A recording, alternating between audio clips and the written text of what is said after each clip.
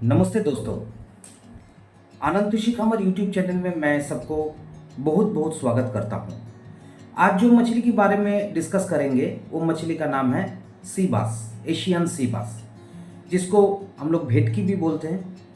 बहुत जगह पे ये मछली का नाम है जीताड़ा। ये मछली एक्चुअली इसका ब्रीडिंग नहीं होता है, मैंने हम लोग जो हैचरी में इसका ब्रीडिंग नहीं करते हैं। इसका वाइल्ड कैच मछली पकड़ के नर्सरी करने के बाद हम लोग पूरा ऑल ओवर इंडिया में सप्लाई करते हैं। सप्लाई करने का साइज छोटा साइज भी होता है, जैसा 1 इंच का 1/4 और 1 इंच 1.5 इंच तक भी हम लोग ये मछली का बच्चा सप्लाई करते हैं। ये मछली पालन करने के लिए कुछ चीज़ आपको ध्यान में रखना पड़ेगा। ये मछली कभी भी कॉमर्शियल फीड नहीं खाता है, इसीलिए ये मछली के लिए जिंदा मछली का बच्चा आपको अरेंज करना है। कोई भी तालाब में अगर सीबास मछली का फार्मिंग करेंगे तो उसके लिए जिंदा मछली का बच्चा आप वही तालाब में अरेंज कर सकता है, और नहीं तो साइड में दूसरा तालाब में छोटा मछली का बच्चा आपको अरेंज करना है। सबसे सस्ता छोटा मछली का बच्चा है तिलापिया का। तिलापिया मछली अगर दूसरा तालाब में डाल दीजिएगा तो वो अर्ली ब्रीडिंग करता है। जो मोनोसेक्स तिलापिया वो नहीं, जो नॉर्मल तिलापिया, वो नॉर्मल तिलापिया का रेगुलर ब्रीडिंग होगा, वो बच्चा आप देंगे तो ये सीबास मछली का फार्मिंग हो सकता है। दूसरा ऑप्शन क्या है, हम लोग रोहू, कतला, grass carp, common carp, silver carp, big head, ये मछली का स्पॉन सप्लाई करते हैं, धानी सप्लाई करते हैं। तो ये स्पॉन और धानी लेके भी कोई फार्मर दूसरा तालाब में डाल के छोटा मछली का फ्राई बना सकता है, जो सीबास मछली का फीड होगा। देखिए, सीबास मछली का पालन करने का और एक तरीका है, जैसा जो गापी मछली का रेट बहुत कम रहता है। देखिए, सीबास मछली के लिए फीड बहुत इंपॉर्टेंट रोल प्ले करता है, क्योंकि फीड अगर अवेलेबल है तो ही सीबास मछली का फार्मिंग प्रॉपरली होगा, ग्रोथ होगा। और फीड क्या है?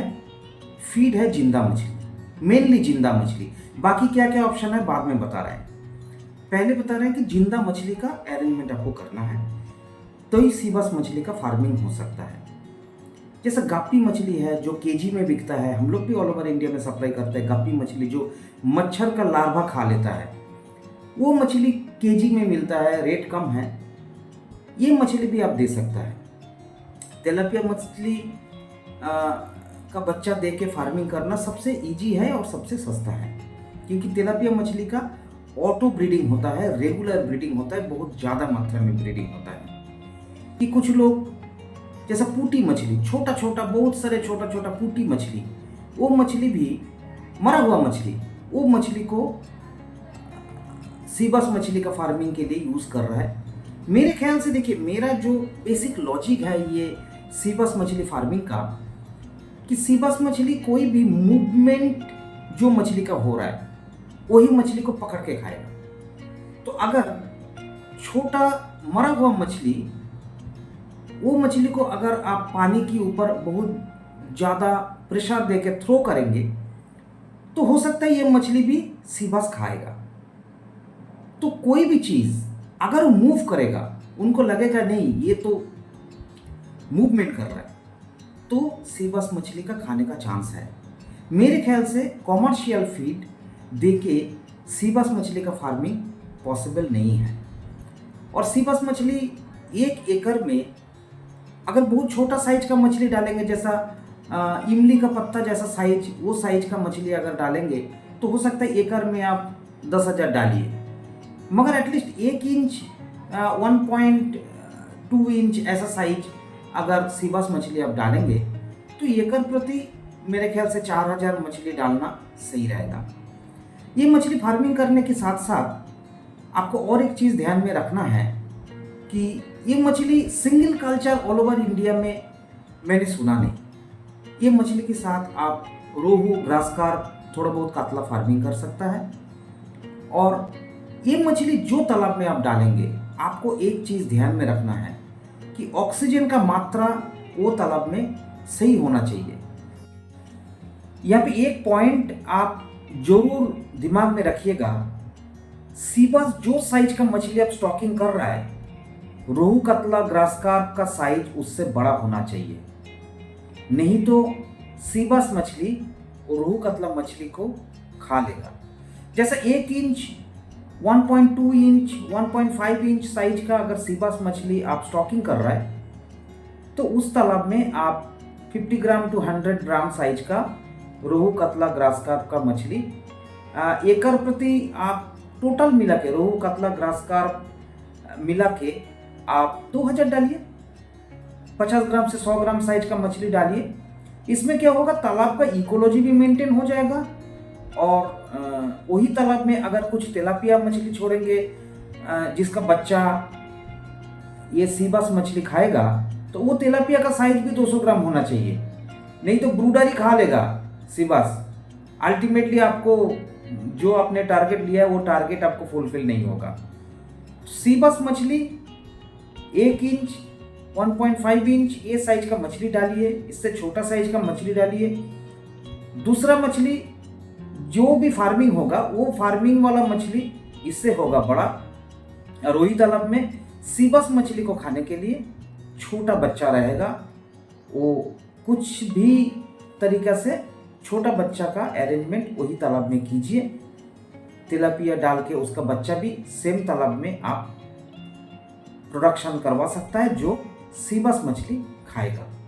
अगर डीओ का मात्रा कम हो जाए तो सीबास मछली का मोर्टेलिटी हो सकता है। तो इसलिए अगर सूरज का किरण कम हो, रात के टाइम में ऑक्सीजन का मात्रा जहाँ पे तालाब में कम रहता है, उस टाइम में आपको ऑक्सीजन टैबलेट का इस्तेमाल करना चाहिए। हमारा लाइफ गार्ड बोल के एक ऑक्सीजन टैबलेट हम लोग यूज़ करते हैं, ये सीबास मछली के लिए बहुत इंपॉर्टेंट है।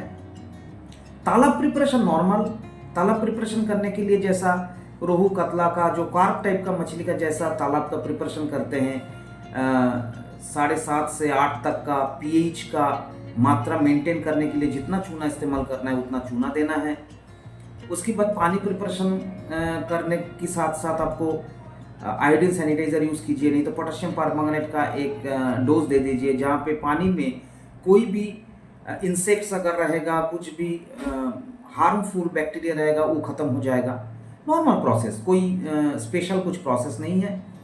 सीबास मछली का दांत बहुत हार्ड होता है, तो इसीलिए तालाब का साइड में कोई अगर नेट लगाया पानी आने जाने का, वो जगह को ध्यान दीजिए, क्योंकि अगर नॉर्मल नेट लगाइएगा तो वो काट के सीबास मछली निकल सकता है।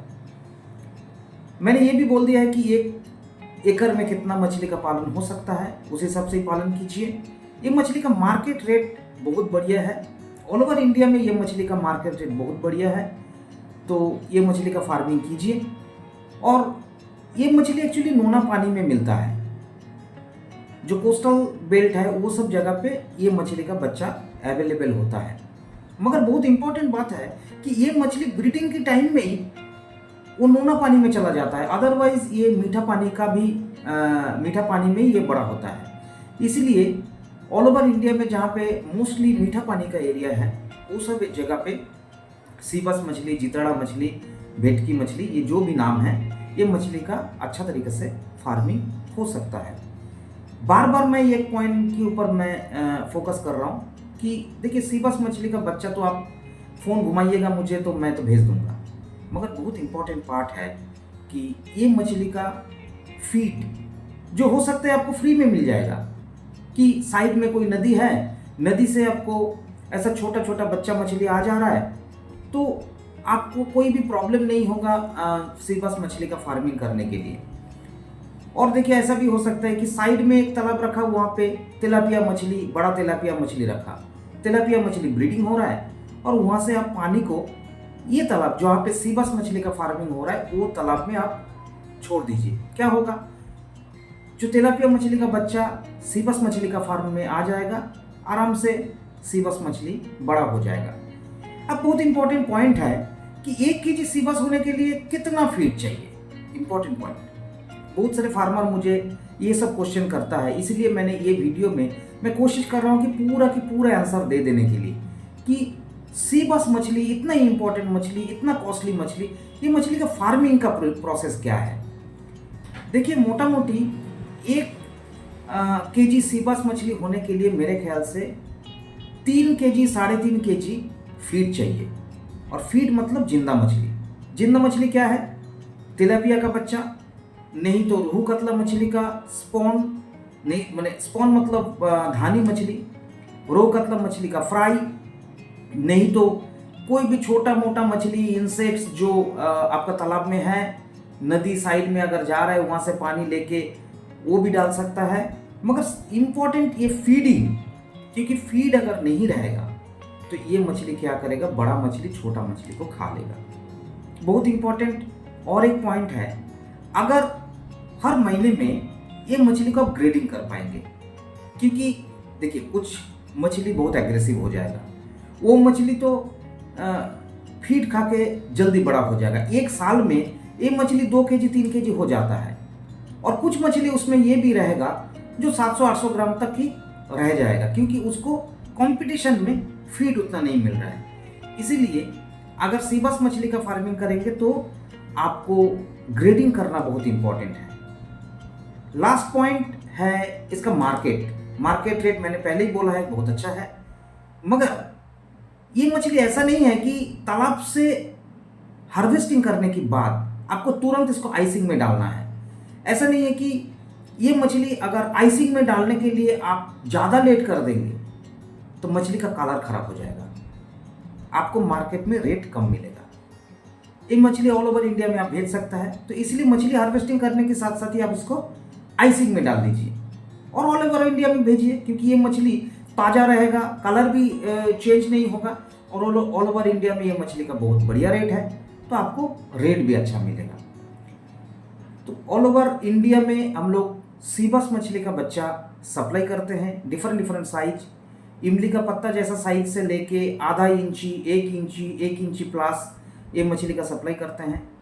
और इस सी बास मछली छोड़ के भी काफ़ी सारे एडिबल फिश जैसा rohu catla, common silver, big head, grass carp, पांगास, रूपचादा, स्कैम्पी, गलदा चिंगड़ी, आपका जैसा फीड कन्वर्टेड मरेल, ये सी बास, मिल्क फिश, ग्रे मालेट, बहुत सारे मछली हम लोग ऑल ओवर इंडिया में सप्लाई करते हैं। इतना दिन 10-12 साल हो गया है ये काम करते हुए। इतना दिन आप लोग बहुत सपोर्ट किया, लोगों को इन्फॉर्मेशन देने में मुझे भी अच्छा लगता है, इसीलिए ऐसा वीडियो मैं बनाता हूँ। आपको अगर ये इन्फॉर्मेशन सी बास मछली पालन के ऊपर आपको अच्छा लगे तो वीडियो जरूर लाइक कर दीजिएगा। जो लोग आपका आसपास में है जो सी बास मछली का फार्मिंग करना चाहते हैं उसको ये वीडियो शेयर भी कर सकता है। और नया है तो ऑब्वियसली सब्सक्राइब कीजिए। नए इन्फॉर्मेशन देता रहता हूँ, जितना मुझे आता है उतना इन्फॉर्मेशन देता रहता हूँ, क्योंकि मैं चाहता हूँ कि इंडिया में मछली पालन और भी बेहतर हो, फार्मर को और भी प्रॉफिट हो। और हम लोग मछली पालन में ऐसे ही ऑल ओवर वर्ल्ड में बहुत अच्छा पोजीशन होल्ड करते हैं और मछली पालन में प्रॉफिटेबिलिटी बहुत अच्छा है। सही टेक्निक से फार्मिंग कीजिए, हमारे साथ जुड़ा रहिए और सब खुश रहिए, अच्छा रहिए। जय हिंद।